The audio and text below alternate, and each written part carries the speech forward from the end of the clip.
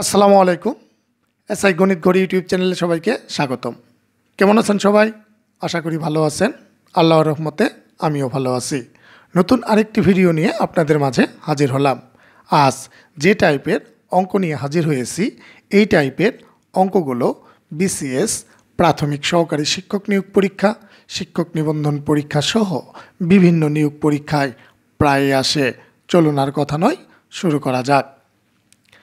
মিনা, রাজু ও মিঠু একটি কাজ যথাক্রমে 15 দিন, 10 দিন ও 6 দিনে সম্পন্ন করতে পারে। তারা একত্রে কাজ করলে ওই কাজটি সম্পন্ন হতে মোট কতদিন সময় লাগবে? এই টাইপের অঙ্কগুলো করার যে শর্টকাট, তা এখন আমি দেখাবো। আমি যে শর্টকাট দেখাবো তা এমসিকিউতে ব্যবহার করা যাবে, রিটেনে ব্যবহার করা যাবে না। সর্বপ্রথম আমাদের যা করতে হবে তা হলো, ডাকে যে 3টি সময় উল্লেখ রয়েছে, এই 3টি সময় এর লসাগু নির্ণয় করতে হবে। যেমন এখানে আছে 15 দিন, 10 দিন, 6 দিন, অর্থাৎ 15, 10 ও 6 এর লসাগু নির্ণয় করতে হবে। তাহলে আমরা সর্বপ্রথম 15, 10 ও 6 এর লসাগু নির্ণয় করব। তো এখানে 15, 10, 6 এর মধ্যে 15 সংখ্যাটি বড়, লসাগু হতে পারে 15, না হয় তার চেয়ে বড় কোনো সংখ্যা। তো আমরা এই 15কে দ্বিগুণ করব, না হয় 3 গুণ করব। দেখব এই 10, 6 দ্বারা এই 15 গুণিতকগুলোকে ভাগ করা যায় কিনা। তা 15কে আমরা দ্বিগুণ করব। তাহলে 15কে দ্বিগুণ করলে পাওয়া যায় 15 দুগুণে 30। এই 30কে 10 দিয়েও ভাগ করা যায়, 6 দিয়েও ভাগ করা যায়।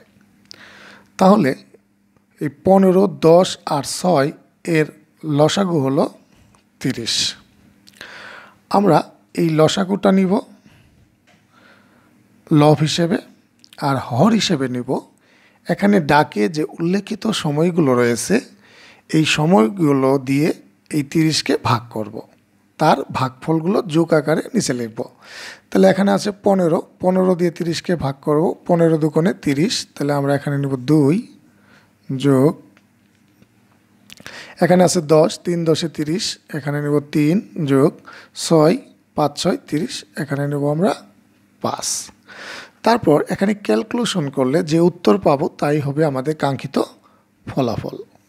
তো এখানে 30 থাকলো, 2 আর 3 যোগ করলে 5, 5-এর সাথে 5 যোগ করলে 10, 10 দ্বারা 30কে ভাগ করব, 3 10 30। আমাদের কাঙ্ক্ষিত ফলাফল খ নং সঠিক উত্তর 3 দিন। আশা করি এই টাইপের অঙ্কগুলো কিভাবে করতে হয় তার শর্টকাট সকলে বুঝতে পেরেছেন। ভিডিওটি কেমন লাগলো তা কমেন্টে জানান। ভালো লাগলে লাইক করুন, শেয়ার করুন।